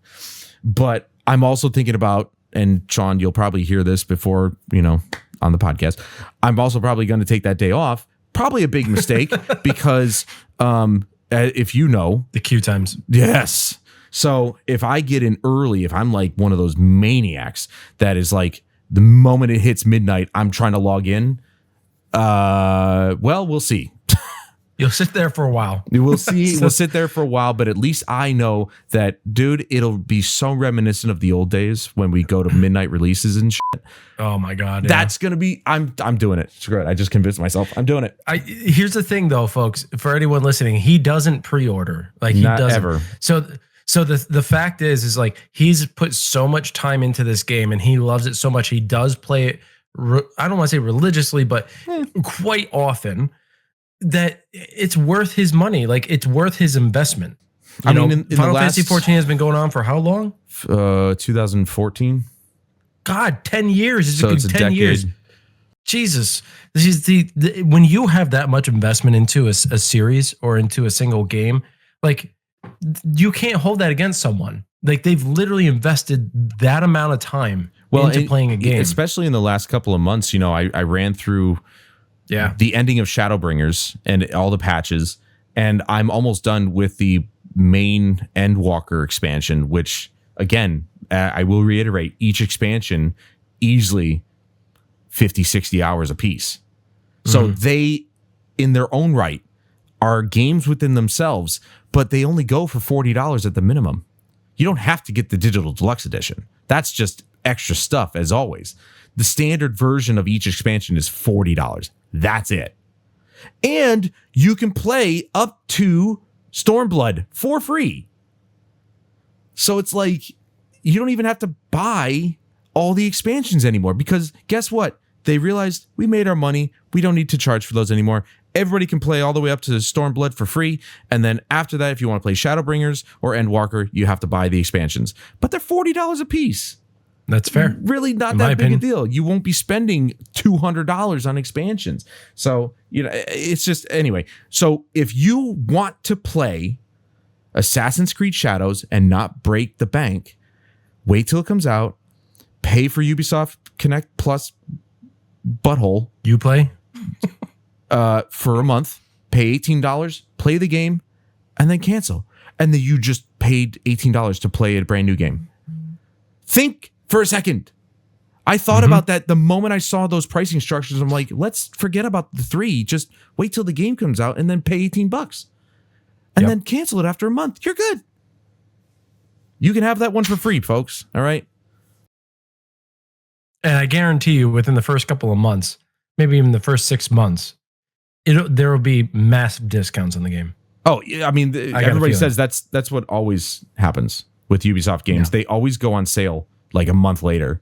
So if you don't want to pay full price, even $60, was it $70 base price? Was it $59.99 or $69? I don't remember. $60 or $70. If you don't want to pay that, just wait. Either wait or pay $18 for a month. That's it. And then you're good to go. And then you've played the game and you've had your fill, whatever. So I want to go back, as I mentioned earlier. I do want to read Rob's comment. Sure. Because that was an hour ago that I said I was going to do that. But it still ties into the whole thing. It kind of wraps it up nicely. I did not a bad spot then, I guess, to put this in here. All right. So his comment reads, and I don't know what it is with you and him with your typing skills, but good Lord, you guys need to proofread your stuff. I'm a fantastic typer. I just don't care about social media. That's it. That's all. Anyway. So he says, so let's be frank about anything that is Assassin's Creed. They are fictional games. No one has claimed that Ubisoft is a historically accurate developer of games. If you were to title them, these would be historically inspired games, which is a good point because, well, like I said, their little message at the beginning said inspired by events. And I should have thought of that, but that was his first really good point. Sure, they were real people, but in the Assassin's Creed universe, they play a different part of Ubisoft's world. The one thing that they never talked about in this game trailer is where does the Assassin's Creed Society come into play? His second good point. Where the hell are the Assassins and Templars? What happened? This is why I say, after Desmond, stop with the modern day bullshit and just make a period game. That's it. That's all anybody ever cares about anyway. So the whole of Assassin's Creed lost its meaning the moment Desmond died in 3. Spoilers. That are 10 years old. But yeah, exactly. And that was my, and I didn't realize this. Somebody had said this the other day. I'm like, oh my God, it is. Assassin's Creed, let's be honest, is a sci-fi game. Yeah, it's science fiction. It's not actually it's not actually a historical game. It's science fiction. And I'm like, that blew my mind when somebody said that. I'm like, he's right. It's a sci-fi game, which just that turned my whole world upside down with that one statement. That's why I made the statements that I said before, is like things are obtuse and vague and a little free in terms of creativity because it's a game. Yeah. If you're looking for historically accurate games or games with at least greater historical accuracy, I'll tell you right now, Rise of the Ronin has a lot of accurate stuff in it. Yeah. A lot of the like apparently you can come across like 20 different characters that you can develop relationships with. And they're all actual people, almost every single person. Yeah. So it's pretty incredible. And Ghost of Tsushima, which you brought up many, many times, if you want to play a true to form samurai game, that's it, man. Samurai Assassin's Creed game, basically. Yeah, because you could be an assassin in there if you want to play it that way. But I agree with you on that point. You want to play a true to form, that is fantastic. And when people bring up Neo, William, actually, I didn't even know this, if I'm going to be honest. William, the main protagonist in Neo, he actually was a real, he was a real person who arrived in Japan, but it's based in a fantastical environment. He's fighting demons. Which, So, I mean, come on. Demons are cool in Japanese lore, let's be honest. Hell yeah. And did you also know, I didn't know this either, but Yasuke is in Neo. He shows up. Yes, I heard about that. Yeah. I had no idea because I didn't get that far in Neo yet, but. Okay, so to continue, it's a very long comment. It's a paragraph. Sure. Okay, so after that, where does Assassin's come into play? And I find one thing they stopped trying to do is connect the Assassins and Templars dispute to any of these time periods, which we just discussed. My original belief was that the main true protagonist of the original games was Desmond, which he was, and not the historical fictional characters that he controlled in the deep dive. But I don't think that exists anymore as far as I know, which sort of not. Yeah, it kind of doesn't really in our minds. I haven't finished any of the newer games. I've stopped paying attention to these games a long time ago, and I know Chris would have a better connection in how all these games are come together. But at this point, people got what they wanted, an Assassin's Creed game in Japan, in a Japanese setting. They just put a whole DEI twist to it to make those people happy. They are trying to make a profitable game. It is entertainment after all. The only thing that I liked about this whole thing is that they are bringing to light an actual person who was black and that they lived in the feudal Japan. Neat. So if you want an objective outlook on this whole thing, there you go. That whole paragraph is probably way more objective than I could ever be because I have too much stake in this game. He is an outsider looking in, and he's looking at this objectively, and I appreciate that he left that comment because he had brought some things to my mind where I didn't really think of. I didn't really think about it in that way, but he recognizes that the DEI thing exists, that it was just to make those people happy. And at the end of the day, it's a piece of entertainment. Buy it or don't. That's it. It's just the way it is. And there's nothing we can do to change it except not to spend our money on it if it's truly not what we want. We just asked for a game based in Japan. We didn't expect them to not put a Japanese protagonist in it. That was, I think, the biggest kick to the nuts that any one of us could have ever felt, because it's just, we just wanted a Japanese-based Assassin's Creed. That's all we wanted. Well, we got it in spades. It's just not what we wanted. Which it's kind of counterintuitive. Like we're contradicting ourselves at the same time. We wanted one based in Japan. We got it, but it's not the one we wanted. But it is really kind of like I'm still on the side of, I'm not buying this game. I'm not buying another. I wasn't going to buy it in the first place. I've declared I'm not buying any more Ubisoft games ever. I will just get it for free eventually sometime down the road. But either way, I'm not buying it. And Ubisoft, you guys can suck my balls. I don't know what else to say. They really screwed the pooch on this one, and I'm just I'm not okay with this. But I don't have to buy it. So I'm not a huge fan of what Ubisoft is doing with Assassin's Creed title. I'm not a fan of what they're doing with a lot of their titles. I don't like their progressive approach. It's annoying as fuck. But I will give them credit where credit is due. X Defiant is looking mighty awesome. And I still gotta download that game. It looks good. This is like the first good game that they have made in a long time that isn't heavily focused on civil disputes. It literally is a hero shooter Call of Duty type of game. Yeah, it's really cool, man. Well, apparently it's allegedly not doing so well. I guess there's server issues, and which is so strange. Again, they have server issues, but they held so many tests. Like, how do you screw that up? You just had a bunch of beta tests and alpha tests and all this other stuff, and you're still having server issues. Like, what are you doing?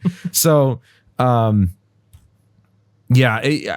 personally, that's the one game I'm thinking of lately is playing X Defiant, just because maybe it could scratch the itch for the old school Call of Duty. Hell, I mean, they even put in the options with that game. You can turn off crossplay, which a lot of games allow you to do, but you can also turn off matchmaking by peripheral. I'm like, I didn't know you could.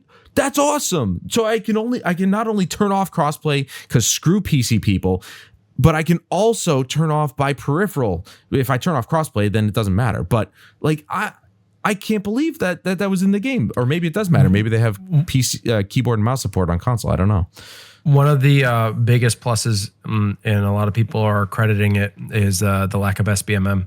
Yeah, well, that's in non-ranked modes. Yeah. Non-ranked. Well, that's where it belongs. Right, exactly. Well, that's all we've ever asked for, and Call of Duty refuses to do it. So, but yeah, like non-ranked modes in XDefiant have no SBMM, which is fantastic. You just play with whoever it can find, and that's all we ever wanted. So Ubisoft, you have some credibility left. This isn't a shit dump on Ubisoft. They can do some good things. They just remember Ubisoft made Rayman. Yeah, okay? Well, that's the thing. Just keep that in mind. They made Rayman. They made what used to be called Gods and Monsters, but it's remember Immortal Phoenix Trackmania? Rising. Trackmania. Well, they kind of shit all over Trackmania. Let's be honest. Well, no, Trackmania is super popular right now. Well, it ebbs and flows, of course. But the latest one, when it released, it had some people were pissed. Yeah, well. I think it was surrounding like custom tracks and all that other stuff. Whatever.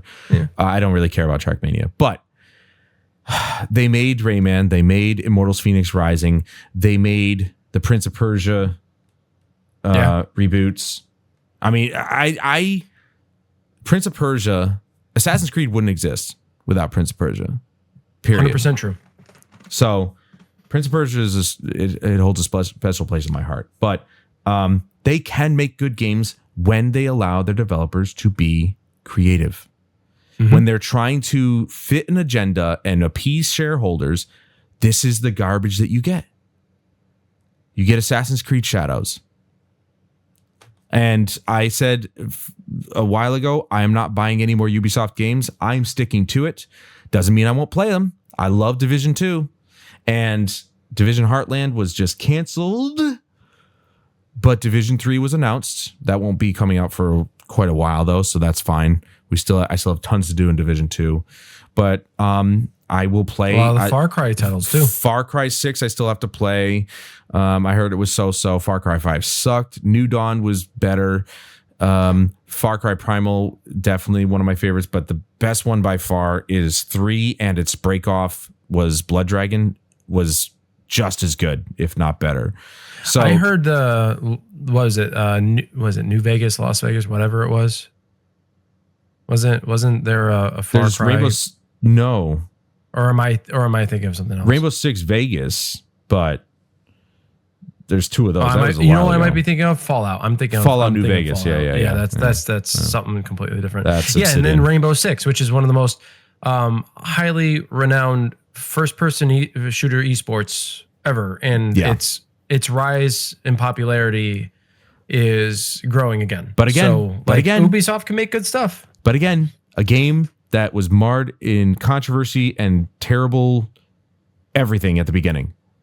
So they had to build that up. They had to fix it. And that's one of their biggest issues. They did it, yes, but that's their biggest issue, is that they can't seem to nail it the first time around. And it's really just getting tiresome now. So anyway. Well, that's just the development culture anyway. Yeah, it is. That's a whole nother topic. That's another thing. I think that pretty much covers everything for the most part. We got our 2 cents in. Chris was going to buy it. I knew he was going to anyway. There's a lot of people that are going to buy it. It's just the way it is. The pre-orders apparently are doing well. It was expected, because this franchise is the Call of Duty of open world games. That's all it is. It comes out roughly every year. I think this time it was like a couple years. They have another game, Assassin's Creed Jade, still in the works. By the way, it has a Chinese character. Yeah, I hope so. It's got a Chinese character as its main protagonist. Guess what? If it didn't have a Chinese character, they wouldn't be able to sell it in China, because God forbid we piss off our Chinese overlords. Well, it is a mobile game. It is a mobile game, so they have to appeal to Oh, yeah. Those that play mobile games the most, and that's the Eastern Asian cultures. Oh, yeah. So, don't piss off the Chinese. So they still have the Assassin's Creed Infinity. Infinity is going to be like the main hub. Okay, so they still have that they still have that to come out. They also have Hex. They got Hex. Assassin's Creed Hex. I knew there was an H1. Then they there's Nexus, which was the VR title, and then there's Nebula, which is oh my god, that game was fantastic. Why it's not on PSVR 2? I swear to God. And then there's Nebula, which is supposedly going to be the multiplayer.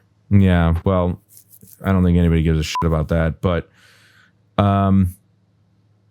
overall, like I said last time, vote with your wallets. Hit them in the money. If you don't like what they're doing, don't buy it. That's our right as a consumer, as a capitalist, as a goddamn American. It's our right. Yeah, it's our right to vote with our money. And if you don't like what they're doing, don't buy it. Be like me. Don't buy it. Do you have a big backlog? Don't buy it. I got a big enough backlog that I could literally go without games for 2 years. I swear to God, I think I could. I could go without buying a brand new game for 2 years, and I would still be able to keep myself busy with how many games that we have in our backlogs. It's absurd. So, and that's across all my platforms. So if you got a big enough backlog, you don't need Assassin's Creed Shadows. Skip this one. Maybe Jade will be better. They have and maybe they'll have a single protagonist in that game, but we'll have to wait and see for that one. They do. Yeah. It's custom creation. Oh, good. Any final thoughts, Chris? I agree with you. Vote with your wallet. Stay objective in the world, people. Don't get pulled into Don't be like these. Yeah, well, I mean, you're going to develop your opinion sooner or later, but don't get sucked into it so early. Develop your own opinion. Do your proper education. Do your proper searches. Make sure you check all the references. And DEI can suck it. Just fucking leave us alone. Yep. Leave us alone. Well, on that note, that's going to do it for us tonight, guys. Thank you so much for joining us on this very heated discussion about this quote-unquote game. And please join us again in the next one, where we'll pick more topics to talk about. Obviously, I don't know what we're going to discuss next. Hell, you might want to discuss or send something to us to discuss in the comments. So if you have anything in mind, please leave a comment down below. And check out Chris over on Twitch, as well as here on YouTube. The Wolf Craze, I'll leave his links in the description so you can take a look at his stuff. As he said, recently he's playing Rise of the Ronin, having a blast. I think it looks like a fantastic game for what it is. And you should check it out. And of course, if you're into VR content, he does that as well. And be on the lookout for more stuff to come from me. Check out the previous episode if you would like to know our thoughts on... What was that last episode again? What did we talk about? Xbox's kind of downfall. Oh, yeah. The Helldivers 2 controversy and Xbox firing everybody. Yeah. So check that out if you would like. I hit my 100th short today, so woohoo! You can check that out, please. I think it's funny. It made me laugh. It was good. Times, I liked it. I actually chuckled a couple times. I was like, your shorts are amazing, by the way. Oh, I love you. your shorts. They're fantastic. It's Battlefield, so antics kick up every once in a while, and it's just a silly time. But until next time, I'm Adam Wolf. He's Chris Wolf, and we'll see you guys in the next one. Bye-bye.